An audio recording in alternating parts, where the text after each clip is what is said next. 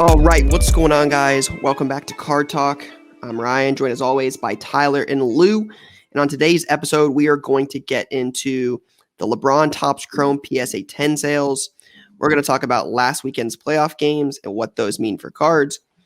We're going to do Q&A, right? We're going to do Q&A. We haven't done this in a minute, so figured we'd take some questions live from Twitter and Instagram. We'd hit those. And then big release week, so we'll get into some of those. So figure we'll start it off with the Topps Chrome PSA 10. Yeah, there's been, if you're paying attention, there's PWCC auction that ended, I believe, last night. But I actually just opened up eBay, and I'm going to share my screen here.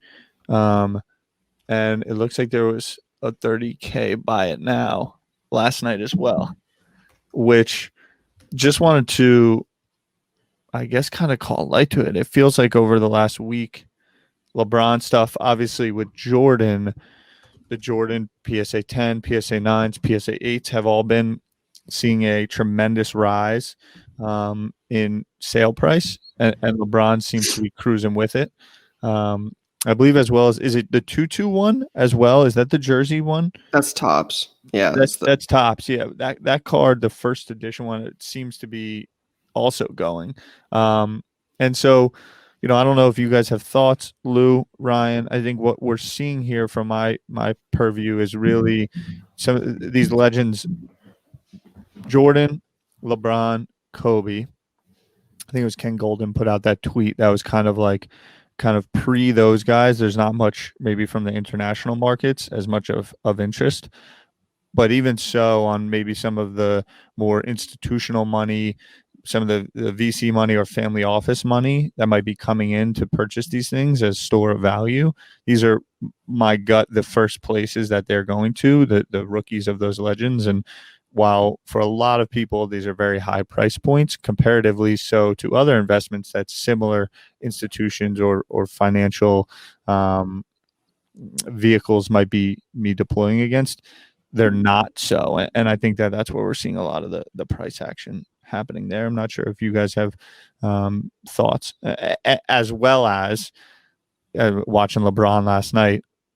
I mean, the guy is going to be in the running for MVP again. He's just dynamite. They are the number one seed in the West. Their team is good, and we could be staring down another LeBron James championship. And they definitely should not have blown a 19-point lead. Yeah, they should not have. But Steph Curry was, I mean, dude, he's a legend.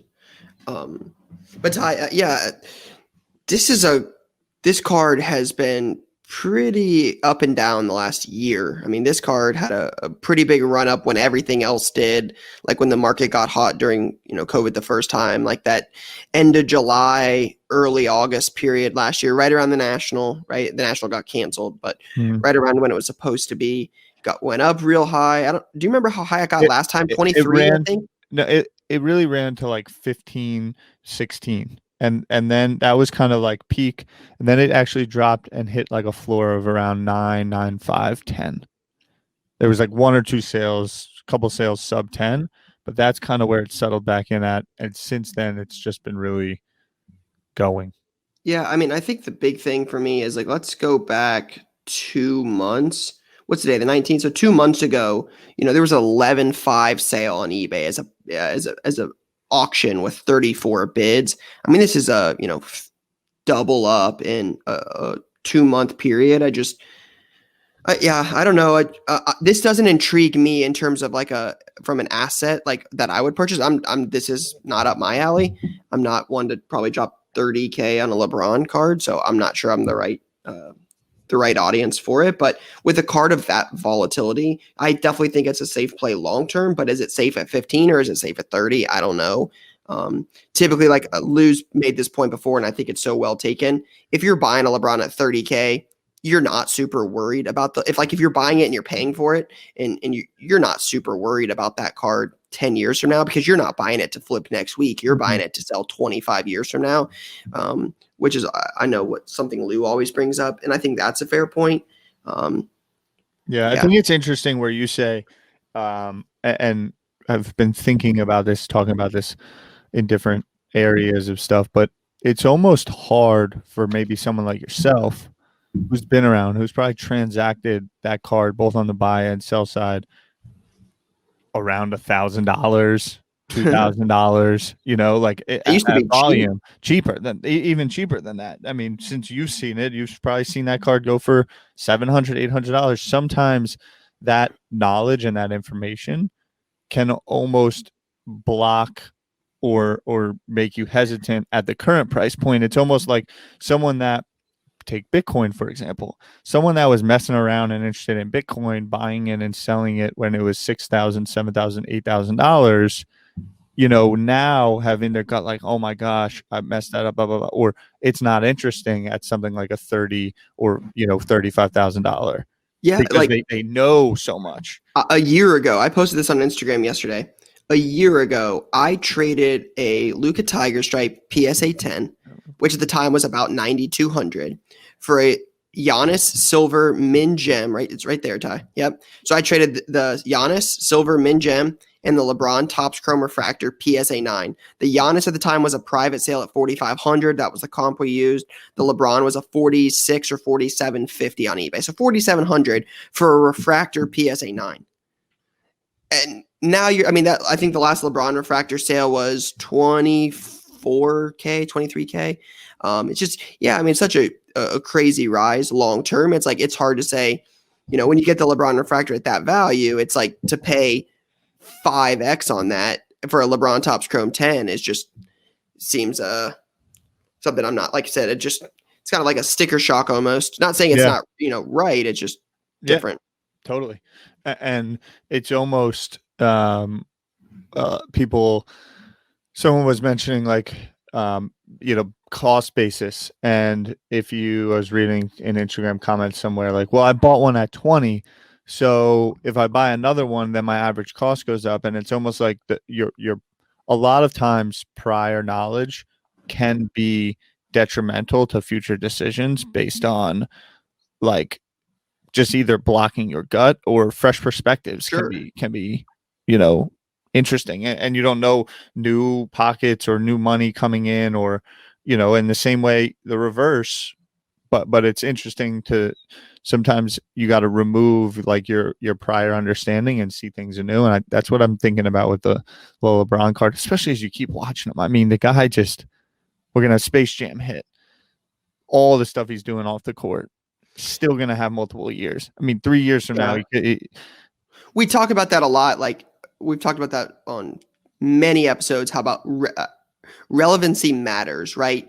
Being in the news, being just relevant is gonna play a factor. That's why when Mahomes is in the offseason and like we said, if he's not doing anything, you don't see him, his stuff's gonna be a little bit lower than when he's slinging behind the back touchdown passes to Tyreek Hill in practice. You're like, oh man, this guy's gonna be amazing, right? Mm-hmm. It's different, but LeBron's always gonna be relevant. He's so much more vocal off the court than Jordan ever was. Yeah.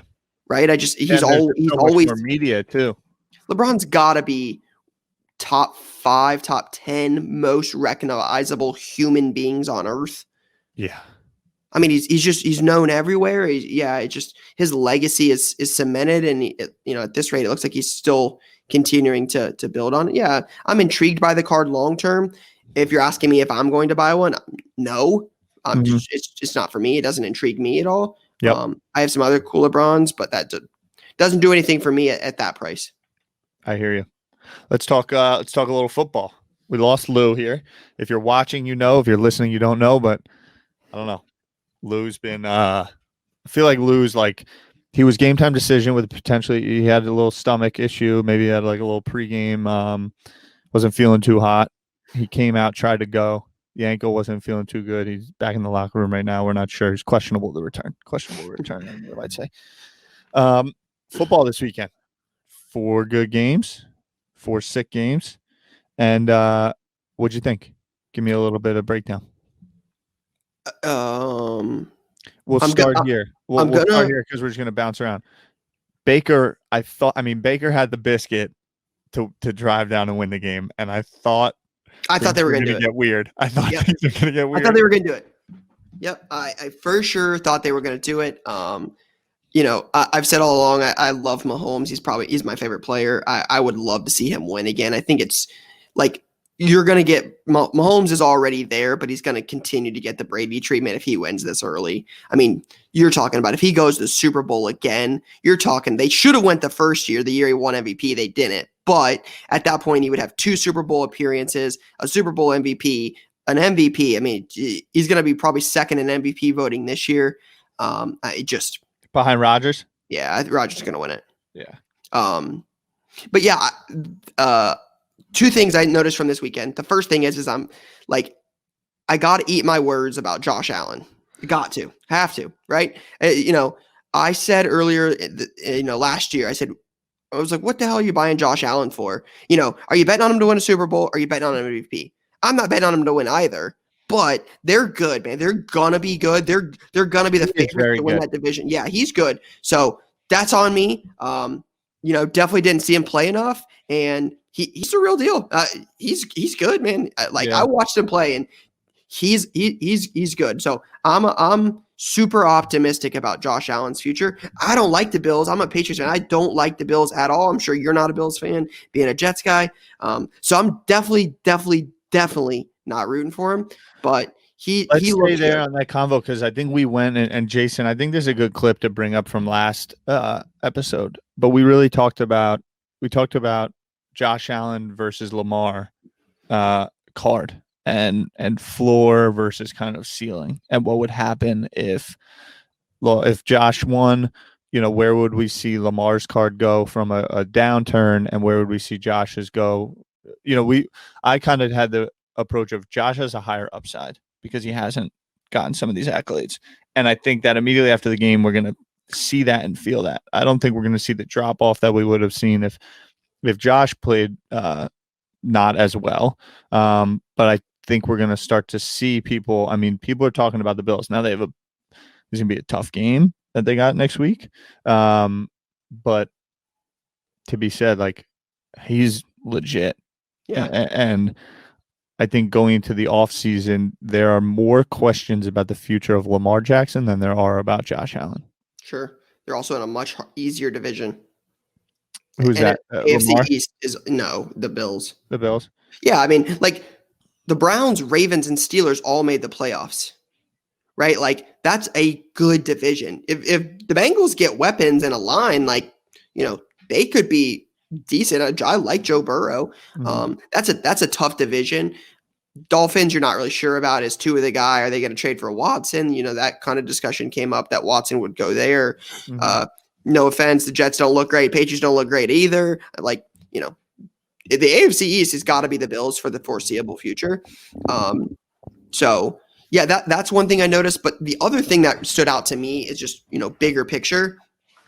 2 legends versus 2 upcoming stars.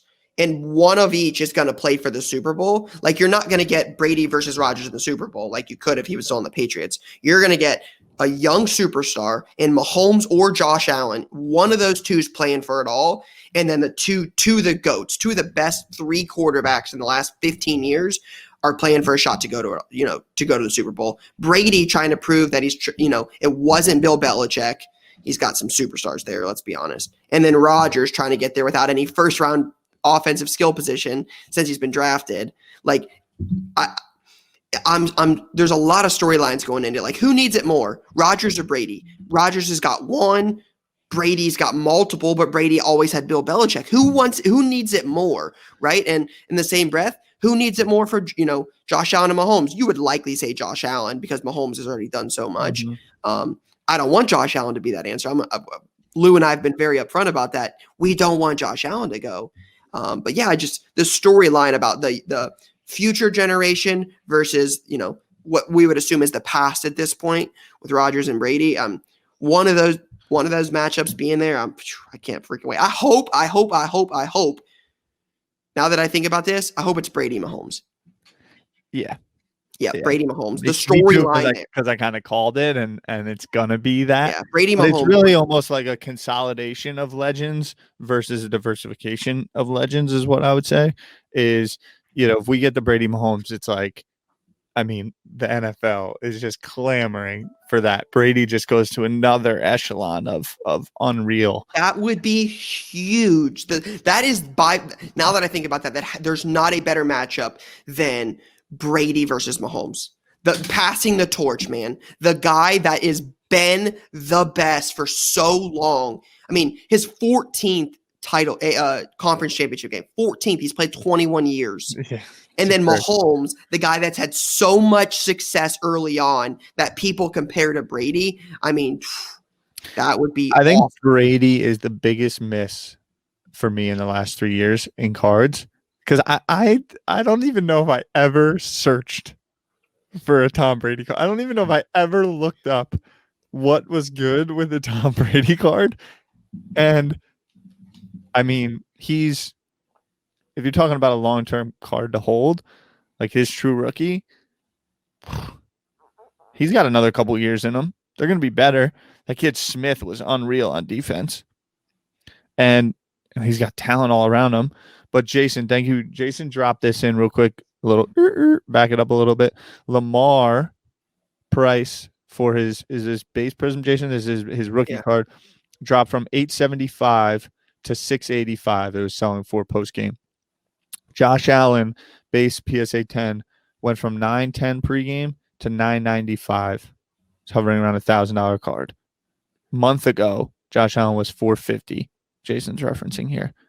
So it just kind of goes to show, I think we'll see Lamar continue to drip down. I mean, look, I swore I wouldn't bet against him again after that scramble in the wild card round when he came out of nowhere. But I mean, he missed a couple balls over the weekend that it was just like it would be tough to see him win it.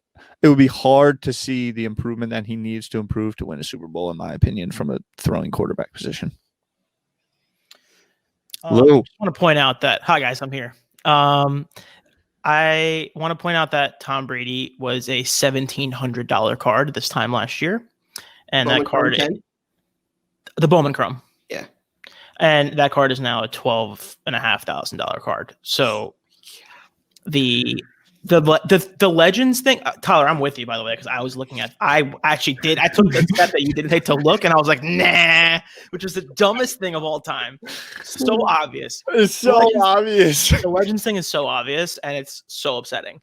I missed the LeBron thing, so I won't jump in on that. But as far as the Super Bowl goes, I think the Brady Mahomes Super Bowl is really awesome. I also think a Rodgers Allen Super Bowl is really awesome too, because it's like gunslingers, and like that is cool, and that could be like a shootout Super Bowl, and that's a pretty good concept. And you have Mahomes Rodgers for the State Farm Bowl.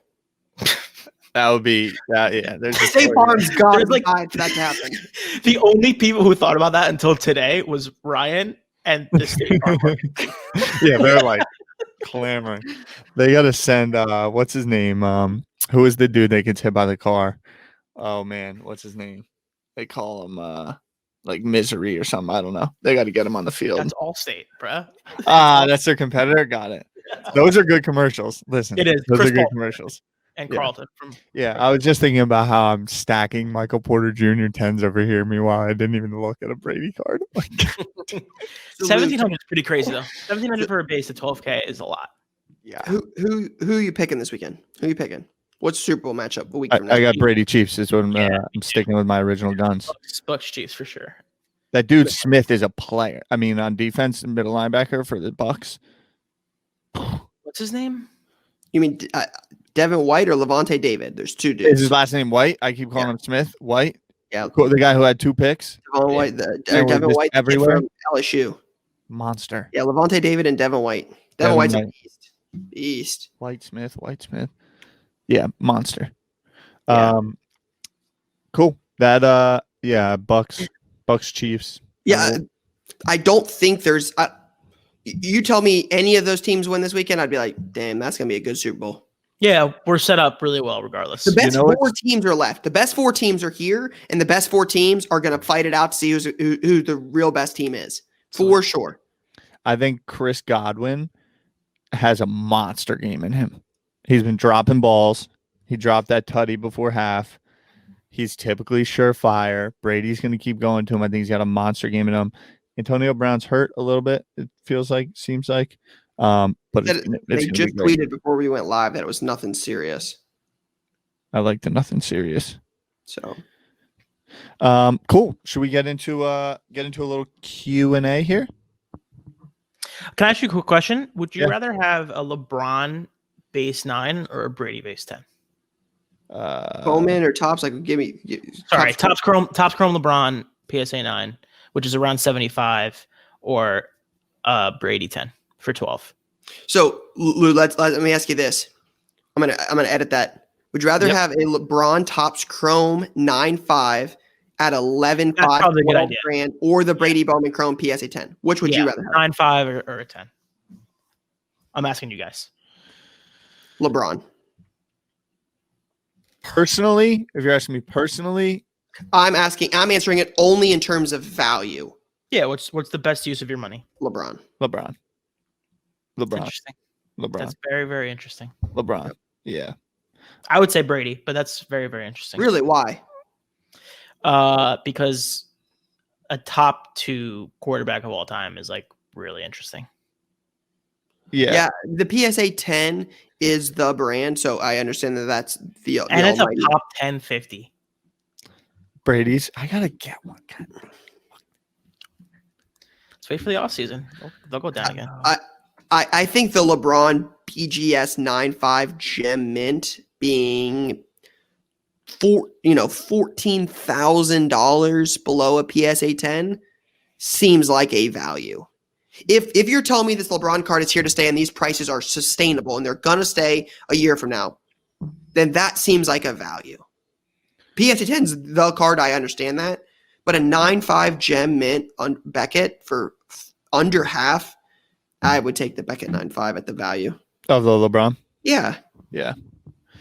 Sheesh, I gotta get some Brady. We're getting some pings from producer in the background. Are we going to talk about Ryan's big weekend? Let's talk about it. Let's discuss. What a pull! It's out here pulling heat, Ryan. Give us a little lowdown on your weekend. Long weekend, gets comfy in the shop. It was wild. So we started off with Friday night. We were in some breaks, and one of the last breaks we ran of the night had a box of impeccable football in it. We were wrapping up the break, and I mean, this monster pops out, man. I've been searching for one of these for a minute. I haven't been like searching too hard, but it's one of those cards just in the, on your mind, like, hey, I'm gonna get one of these at some point. Mahomes Super Bowl auto, him holding the Lombardi Trophy, on card auto. I mean, right in my face. It was beautiful. I mean, it's just like they always say that's the hardest part about bringing a breaker. I see some pretty cool cards anymore. So not a whole lot. I'm like, dude, this, like, we pull some cool stuff, but I'm not like, I gotta have it. This is one of those ones I'm like, shoot, now I gotta go buy one. Now I gotta go buy one. It's like a $3,000 card, right? Last one did 4K. It's a beautiful thing. It's beautiful.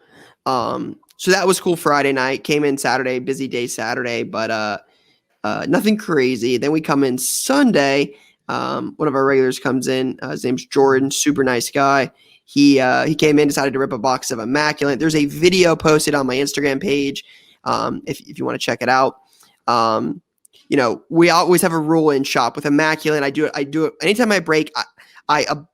I go by this rule. This is like I live by this rule type moment where if you flip a box open like Immaculate or Flawless or something like this, when you flip the cards over, typically the bottom card is the card you're looking for. So you can never peek, right? It ruins the whole purpose of the box if you know what the logo or the player is in the bottom, because you're going one card at a time and anticipating it. So as he flips it over right here, for those listening or watching the video, as he flips it over, you can see there's Pelicans, but nobody looked. I mean, I've got my head in the air. I've got the camera on the cards, but my head's in the air. No one looked. You can't look. That's the rule.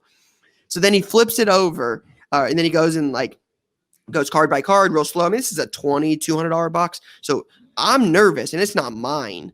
And there's only 6 cards in here. I'm like, dude, come on. And he's got, Rodney Hood auto and Kobe White jersey, and then Anthony Simons, and I'm like, yuck. And then he starts peeling this card back a little bit. The last card, he starts peeling it, and I'm like, that looks like the top of Zion. And then you see Zion, and then it's out of 10. And I mean, dude, we are screaming. The boys are absolutely my buzzing God. in this video. They are out of buzzing. 10. All right, so So- Ryan, give me a quick breakdown. So this pack, you were moving retail for $2,200. Yeah, 2,200. It's got 6 cards. And what would you say fair market on that poll is? I've had a million people reach out. I've heard somebody say, 15, and I've heard 50. If you Raw? had 1,000, yeah. Someone offered $50,000 for that card. Right? No, that's what the idea is, that it could be worth. I see. That I've heard. I thought it was like 25, bro. That's still Not- insane. but- If you're asking me, I think it's around. Ty, can you go back to the Instagram? Show the next slide. It's got that picture on it. My previous post. Yeah. I mean, I'm thinking, what I'm currently thinking about is like being at the Borgata on a Friday night, and your boy puts like 10 on a number on a roulette table, and it hits, and he wins like, $600 or something, and the boys are just buzzing. Dude, it was so crazy. 3 to 25 is crazy. Yeah, that was That's a awesome. good time, Right, it was great. The other thing that I thought was really cool is I saw. So there's a card account that's really cool that posts old breaks and stuff. It's called Card Porn. They post some really cool stuff every now and then. They reposted the video. A lot of people did, but Card Porn reposted it. And I was on Twitter last night, and I saw Nat Turner reposted Card Porn's video on Twitter. And that to me is like, I love Nat. I'm like, it's kind of like a fanboy moment. Nat's so cool. And one of the, my like idols in the hobby is just what is Nat. So he reposted it and said, love this reaction. Like, I don't remember what the tweet said, but he reposted it, and I thought that was really cool. So yeah, that's the biggest poll I've ever seen live.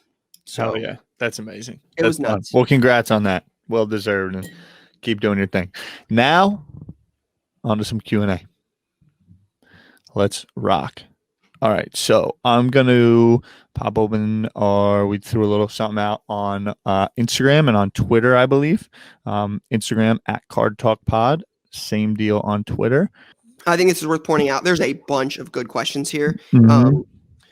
So I've got a couple here. I don't know what do you want to do more like if this happens, will these prices be here? Or do you want to do more like learning like lessons? There's one about mistakes we made. I like that one. I think we'll do this. I will choose something, and then you choose something, and then Lou choose something, and we'll just rock and roll that way. That work? Cool. I'm ready when you are. All It's right. a good way to do it. My first question is going to be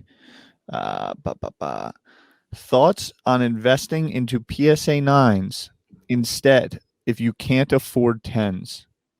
Yes. Absolutely.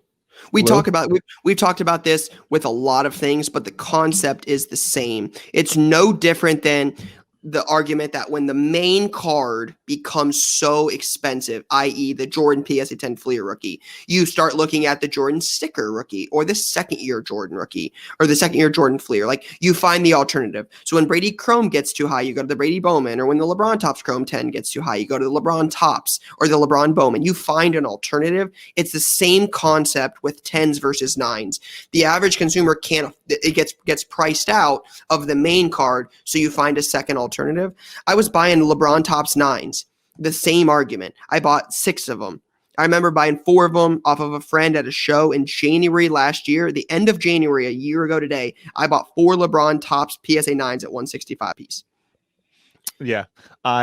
So on video, what I did here is I just pulled up Zion Williamson. I just searched, and I do this a lot of times. No specific product, no specific card, just a player. Zion Williamson PSA 9. I go to sold, and I just scroll, and this gives me an idea. Okay, what product is selling a bit the most? What are the price points? But I think a good way to think about this is, simply put, if you remove everything, which is good, like I think a lot of number and analytical people do this, where remove all of kind of describers or things that might block just looking at the numbers. Generic.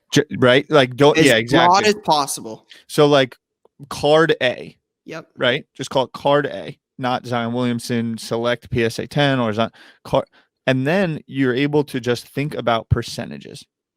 right? And when you're talking about margins and growth or what have you, but if a card goes up 20%, a card goes up 20%. No matter, like, if it's a PSA 10, it's a PSA 20% is 20%. And when you have a budget of $100 and you can get that to $120, 20% is 20%. If you have $1,000 and you get that to $1,200, it's still 20%. And I think it helps because there is FOMO. We just sat here and talked about a $30,000 card in a LeBron James rookie, right? And here you are, great hobby, welcoming hobby for everyone. You should buy a LeBron James rookie card. Okay, it's $30,000. 99.9% of people do not have the means to go out and just execute on something like that. But what you've done and just building towards it is try to remove all that and just play your percentages. And so to answer that, yes, PSA 9, there's growth in those pockets and areas. And as the 10s go up, the 9s will follow suit. And I think the other point here is, why is it a 9? Did the grader have a bad day? And I don't mean that at any grading company. It's just these are humans grading these cards, right? Mm-hmm. Somebody had a bad day. You might not do very well in your order. It's not impossible. Again, it's human, right? So what's going on in somebody's life? Did they bring that into work? Like, you just don't know what's going on. So some cards might be undergraded. Some cards might be overgraded. We talk about that a lot with buy the card, not the grade. So yeah, I for sure think there's opportunity in 9s compared to 10s. It just, even 9s and 9.5s, it's just, when you get a gem min or you get a perfect rating, like on a grade, that just brings such a premium. Mm-hmm.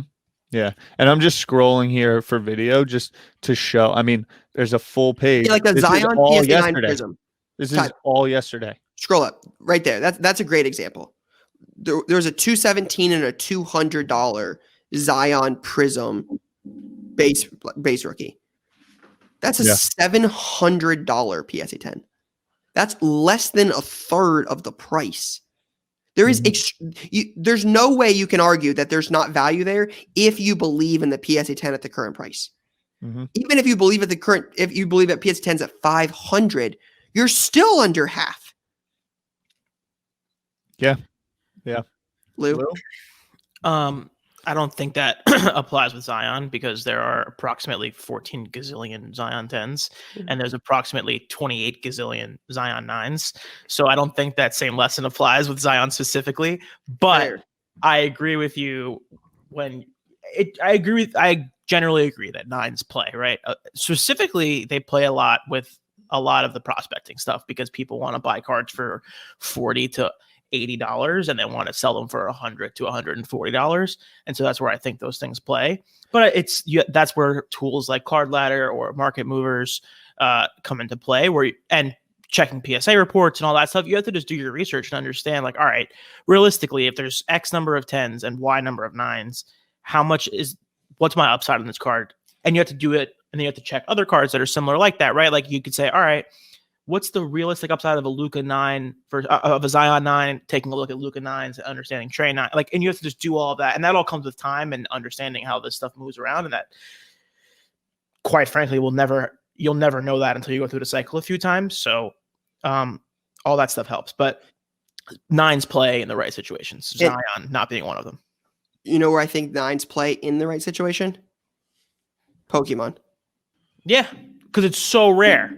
10s are impossible. So, like, the 10s are always going to be a premium. There's got to be some sort of a discrepancy between the 9 and the 10s. I remember looking for a Charizard 9, the first edition Shadowless 9, because I thought the discrepancy was so severe between the 9 and the 10. Yeah, 100%. I mean, when it comes to rare stuff, absolutely 9s and 8s play, right? 7s even, depending on what it is. But when I'm talking about ultra modern, quote unquote, the new PSA term, ultra modern, and these cards that have, 5-6-figure 10s, 4 or 5-figure 10 populations, the 9s start to get interesting at that point. So yeah, because eventually, like, supply is just so high, like the Tiger 10. the Tiger Upper Deck 10. Yeah, and even Zion's like going. The reason why I reacted so negatively to Zion because at this current moment, Zion's going through a little bit of a dip. So that's a situation where you can catch yourself a little bit. Like I think PSA 10s at 700 is preposterous. I think 500 is a little bit more in play. And same thing with like Luka. Luka ran into a scenario recently. Like we haven't talked about it here, but like Luka was up around 1800, and there was 0 buyers at 1800, and the card went all the way down to. I sold 5 of them at 1450 each. Like that's pretty interesting, right? Like that at a certain point, that was the first time I felt the pop of a Luka versus his performance level and selling level not equating and the price dropping. It was pretty interesting to see. I don't know many cards that aren't down that were of superstars that, and especially in basketball, that aren't down from like the PSA 10s. Like where a lot of that stuff started at the start of the season, Trey, Luka, Zion, Jaw. It seems like a lot of that stuff was down. I saw an account the other day on Instagram. It might have been our guys at Slab Stocks. But it looks like a lot of that stuff has just supply is so high. Like, are there really 14,000, 15,000, 16,000 end consumers that want the Luka PSA 10? I think there are, but the volume of trading isn't there at that price. I think, you know what I mean? Like it doesn't have, I don't think it has the heat to be trading at $1,800 7 times a day. You know what I mean? Like preseason Luka, there was a Luka that went off at $2,100 on August 8th, on August 12th, and it's down to $1,625 on eBay now. Like it's just tough to sustain those numbers, and that's why I think you have to be careful when it comes to 9s and 10s of super modern. That's all. Aligned. Lou, you got a question? You're going to pick one. You pick one. Would you guys rather talk about mistakes or Rodgers? Mistakes. I love mistakes. All right. So I think we've probably mentioned this before, but this is with the audience we're targeting here. A lot of newer, fresh faces in the market. I think this pertains to that. But it says a mistake each of you made early on in your card game career, buying, selling, reselling, etc. I'm still making it, and it's something that we talk a lot about. And actually, 2 people have brought it up to me that Ryan, you've mentioned that have been incredibly helpful to people. Is you like, I think the best way to keep your pulse on things is to keep in the selling, like on the sell side. Like I have a lot of cards when I look in my inventory. Yeah. That I have no attachment to, that for some reason or another, like they might be up a little bit or even down or even flatlined, that I have the utmost, like Brady Bowman Chrome 9. I have like 12 Michael Porter Jr. base prisms. And it's like, what? I believe in the Brady 9 the most. At what point is it like, cool, Get the Brady. Get the Brady. Like, take those that you like. It's take the wins off the table. Take the wins or even the flat lines. Eat the fees that I've paid in the transaction, because I believe I'll make it up more on the Brady. And it's almost like I'm getting in my own way, because I like was all like MPJ is going to make me all this money. And it's like now I have this utmost belief over here, but I don't, I need the funds to do it. And rather than like sitting, putting in the time, listing them, moving them, and making the play, it's like you get complacent. And that you have always meant, like, if you want the card later, just go get it. The 7% exchanges that you're making will pay up for it anyway. There are short-term wins. You can buy, like, people are looking to sell things at 70, 75% eBay. Go buy those things. Flip the money, repeat it. Buy safe assets like that. Those things are going to appreciate. Those things are not going down typically too much long-term. So yeah, I'll get into mine, but I want to hear Lou's first and see what Lou thinks. Yeah, Ty, I think complacency and also like being emotional about your cards is another one too. Like I made the biggest mistake of life ever, turning down $14,000 for a starter trio, and that was like dumb. Mm-hmm. I wasn't going to say the number, but that was dumb. Like I should have just sold it, and I ended up trading it, right? Like I got a LeBron 9, I got a Luka Choice 8, I got a Mahomes Optic, and now it's just like I'm doing exactly what you guys are talking about. Like just turn it over. I'm going to keep a LeBron because a LeBron is a LeBron, but everything else is like see you later. Get it out, get something else, shit like that. Yeah. Go ahead, Lou. As far as my mistake, I would say my mistake was I keep saying this over and over again, but like the intuition. Like the intuition was there for me, and Not trusting your knew gut. it. Yeah, like the intuition was there, and I knew it, and I didn't act on it. One, because I was like, oh, I don't want to spend this much money right now. And like even as I said it out loud, then I was like, this is dumb. Like this is gonna work out. But it's just like the short term like risk taking I was not comfortable with at that point. And now it's just a matter of like making up the ground. Yeah, and on the Pokemon thing that you mentioned, I think is what just hit me as like an insight, which I think is super important, is like if your mind is on like okay, I'm in a sweet spot, meaning I was right, I nailed it, right? Like I saw it, I had a vision, I picked up the card or cards, what have you, and now they're up and the market's hot, right? I saw it before the market got hot. The market's hot. I have them on my desk. I'm looking at prices, but I think they might go another 10 or 15%. Like, don't get greedy because you know and you're on it, and then you get a bit greedy because you want to be more right. No one has ever gone broke making a profit. Yeah, and like the things you can do with the profits you're taking, you have to consider that as well. That's exactly right, because you get conflicted. You're like, I know I hit it, and then you like are like, but I can be a little bit better, and then you miss the window. I have a Booker Silver that, because what I've realized is if you're going to the I'll call it the pawn shop, eBay sold listings to check the prices, then you don't really care blindly about that card to just own it, right? If you're LeBron, like I check the prices, but I'm not selling my LeBron. It's not going to be sold. I'm not looking at prices as a selling. The Booker Silver, I was checking. I'm like, okay, I want to sell this thing. And now he's a little bit cooled off. And rather than thinking, oh, it's going to get to 10K, I'll sell it when it gets to 10K. It's now around 5K. And I'm like, I want to sell it, but what's my play? And the play is going to be just move it. Because even as I'm verbalizing this, I'm like, oh, I'm going to make the dumb mistake that I'm talking about here. Yeah, like it's just like let it go. Like just deal it. Just get it off your plate and take the money and do something else with it. Yeah, I'll get it. My mistake, I've been pretty open about this, is just trying to maximize every dollar, right? Like you want to make double your money on everything you ever buy. Like you want to make a bunch of money off this, bunch of money off this, bunch of money off this. But that's not like you get so much further, like giving other people like, hey, take a deal on this, take a deal on this, take a deal. Sell this, I'll take this money, put it elsewhere. Like Mike Kantz always says, MC Sports Cards, when we had him on, like you keep the emotion out of it and you just focus on the end goal. And then you work your way back from that and how you get there. It's so much easier.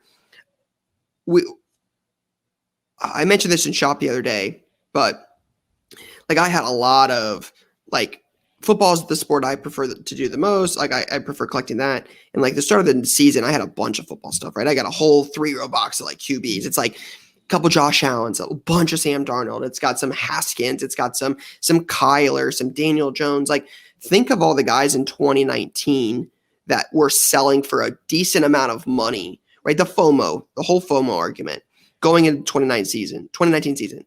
Minshew, Daniel Jones, Locke, Kyler, Haskins. One of those guys, if you're lucky, sells for as much money now as they did back then. If you're lucky, right? Like the FOMO thing is so real. Like everybody sells like they're gonna be a Hall of Famer. That priced in, like Taylor Horton Tucker or Cameron Johnson or Kyle Guy. Like those dudes those guys are lucky if they're ever all-stars. Mm-hmm. They're likely not Hall of Famers at that, at one-time all-stars. Like it just you're paying so much money for a guy that has had little career success. It's like if you just focus on the end goal, if your intention is to flip, if you just focus on flipping, if you do that well enough, 10 years from now, if Cameron Johnson is the best basketball player in the last 10 years, you'll have made enough money to buy Cameron Johnson's best card. That's the argument that I would make. Yeah. Yeah, I think it makes sense. And it goes to those cycles, no matter how much you talk about them, no matter how much it's who's the next, there will always be a next guy. Always. Like, wait until Trevor Lawrence has rookie autos and see what happens with the luster around Justin Herbert and Joe Burrow and Tua and, Jalen Hurts. Wait till Trevor Lawrence has cards, and those guys will be second fiddle to Trevor Lawrence. Yep. Not saying it's right or deserved. People are obsessed with Justin Herbert. The second Trevor Lawrence, Justin Fields, and what's his name? Zach Wilson, Trey Lance, have their optics out, it's over for Justin Herbert. I'm saying even contenders draft picks or Prism draft picks come May when the draft's on. And you're like Trevor Lawrence, Urban Meyer. You got Zach Wilson in a New York Jets uniform. It's the same. Settle down. It's the same thing every single time. Exactly. This happens every year. People are going to pay a fortune. Justin Fields is in an Atlanta Falcons uniform. Like, oh man, like all the hype is going to build and that stuff's going to dip, especially because I think the point that's taken here is COVID pushed football products way back. So we're not even to optics, select, contenders, national treasures, flawless. We haven't even had the majority of these products come out. And you're 3-4 months away from 2021 stuff coming out. Like that will be very interesting to watch when you've got, optic and contenders and select coming out with a shorter resale or shorter like time frame per se before the 21 stuff comes out. That's going to be interesting to watch. Can I ask you a question? And then I'll ask my question. When you do a break for select, right? How does it work with the XRCs? Random. It's randomized. Yeah, until they have a spot. So like XQB1 can't go to the Jacksonville Jaguars until they select Trevor Lawrence. Right. So if like select came out next week and you got XRC1, it's random to anybody in the break. You do it after the fact if it comes out. So you rip the whole bog, you rip everything, and then any XRCs or Panini points left get randomized to anybody in the break. That's interesting. Yeah, I love XRC. I think it's like select XRC is like the coolest thing. One of the coolest things around. Agreed. Cool. Love it. All right. Can you go into real quick while we're on the subject? Yeah.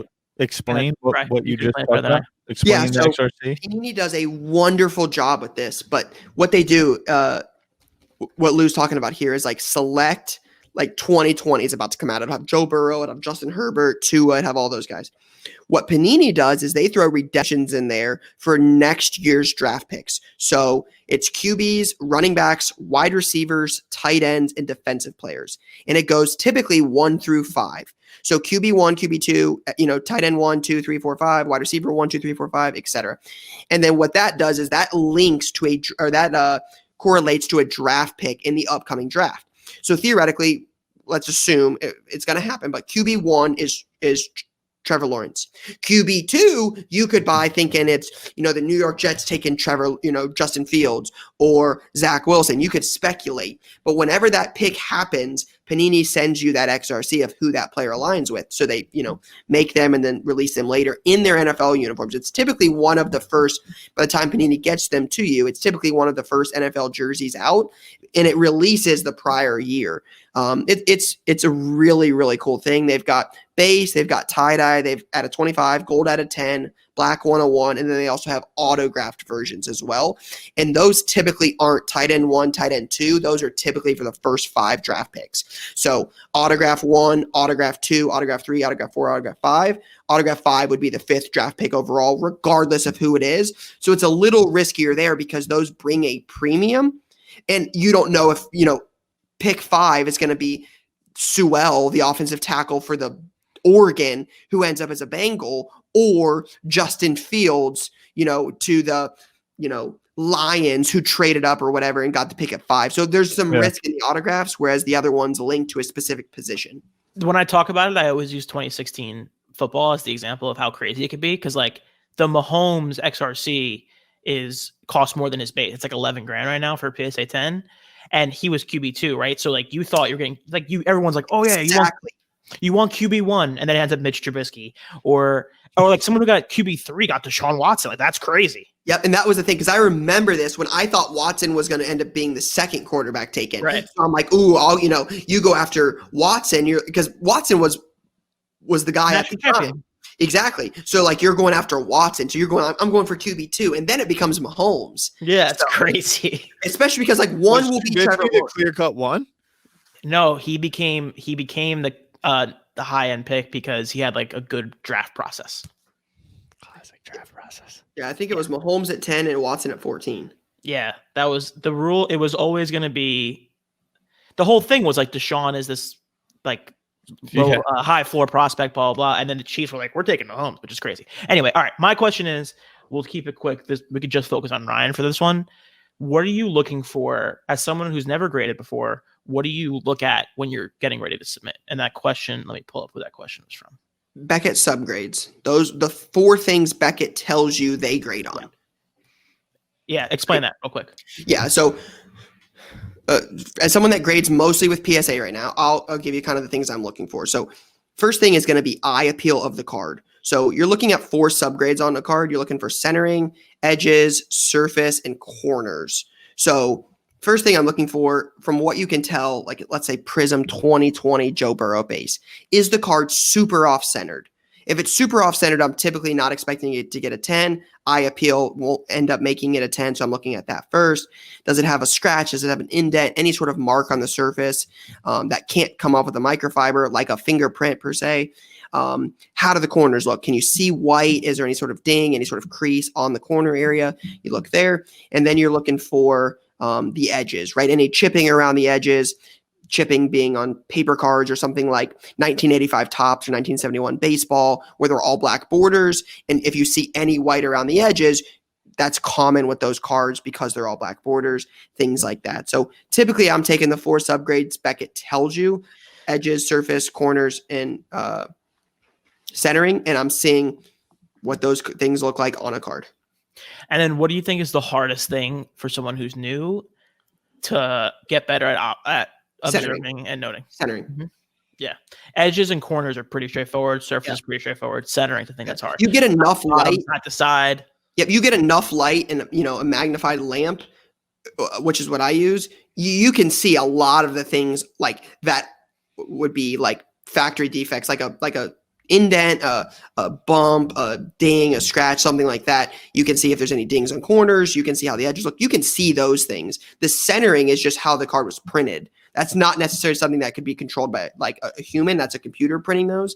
So I think that's the toughest thing where most people miss is how the card is centered. Again, if you got a card in the back, it's easy to miss fingernail-like indents. It happens all the time. That's one thing we see a lot, especially on backs of cards where there's a lot of text and like different colors, things like that. But yeah, centering is the most obvious miss. Yeah, and I think on centering also, a lot of people initially, the immediate is left, right. And then there's also like top. For sure. 100%. Especially with Prism 2020. A lot of the Prism 2020 is off left or right, but if it looks good left to right, a lot of people miss the top to bottom. Yeah. Let me show you a top to bottom mess up on a 2020 Prism. Look at the top to bottom on that. Yeah, you can see it's thicker. Yeah. And down here is way thicker. Yep. Yeah. And then it's not as that's a good point though, Lou. It's like Prism's a great example this year because there's borders around the card. It's not always obvious. Like if you look at Mosaic they actually made it like low key kind of easy to tell. Exactly. Look at Mosaic basketball. There's a rookie logo and then there's the text of the player's name. You have to check the space from top to bottom on those to try to get an idea. Most people are like, how the hell do you tell centering on this card? There's no borders. So you got to look for different ways. Funny. Bowman also did that, has borders. I wonder if there's any thought on their end about that, about making grading a little bit easier. On the 2018, also there's on the Prism, there's the 3 lines on either side, right? Mm-hmm. And you can kind of like go off the 3 lines. Yep, you're looking at the top lines on the left, lines on the right. And with Pokemon, for sure, the top bottom is a big thing. Do you ever find centering might be clean on the front of a card and off on the back of a card? Yes. And again, PSA talks about that on their website too. That's what I notice a lot with Pokemon is miscut on the back. We notice that a lot, but yeah, it's Like LeBron, one card that's notorious for it, I own a couple of them, is 0405 second year Topps Chrome LeBrons. They're super, a lot of them look really good on front, but the backs are way miscut. I'll try to get a picture where we can post. But the backs on the LeBron Topps Chromes are way like they're way off on centering. So that's one that's overlooked a lot. All right, so real quick before we go, let's get into latest launch. So there are some big products coming out this week. The biggest one is going to be Contenders Football. This is a staple product for the football brand. I think it's worth talking about this and what this is going to look like because this does come out this Friday. Rookie ticket on-card autos of Herbert, Burrow, Tua, Hurts, Justin Jefferson, J.K. Dobbins, Taylor. There's a lot, it's going to be big. So wanted to kind of get your guys' take on this as a staple product of football and what you think about it. I'm very interested to watch breaks. I want to see, the thing I look for a lot now when I watch breaks is like hit rates and like what comes out, because with the way that they're printing stuff now, and especially with football product where there's a lot of like random little stuff in there, I like seeing how hits come out. So I'm very interested to see it. Yeah, I think for the first time, like the week between the conference championships and the finals and the Super Bowl, not the finals, it's called the Super Bowl, not the finals in the NFL. There's going to be so much card chatter and juice, and like from a breaking perspective, like that product with that timing and that alignment coming up is, I think, just going to be bonkers. Are we going to buy a box as Card Talk Pod? Or are we going to buy something interesting in Dallas and rip it for fun? Yeah, 1,000. Gotta get something like fire. I will have cases of Contenders first off the line. Maybe we'll bring one of those. Oh boy. Also, not a case. We're not ripping a whole damn case. Not happening. Not. Prism EPL gonna be big. Yeah. Can I have a lot of people asking. I have a lot of I've got a lot of people, Rye. A lot of people, man. I got 3 phone calls last week asking for cases. There you go, soccer folks. Gonna be heard it here. A lot of people have been big. And you know why it's big? It's going to be massive for people buying it for their sons and ripping on a weekend. Young kids, I'm telling you, are watching Premier League on Saturday and Sunday mornings more than anyone recognizes. Lou. You know who's not watching it? Lou, because he doesn't know where to find it. Wait, yo, Ty, who texted us this weekend being like, is Lou watching da-da-da? And I was like, I have no idea what we're talking about. Yep, United Liverpool Sunday was a big, man, they got Fortnite skins now. You saw that? What's that? They got Fortnite skins now. Who has Fortnite skins? Prism. Premier League? Yeah. Fire. No, I didn't see that. I love that. Got enough today.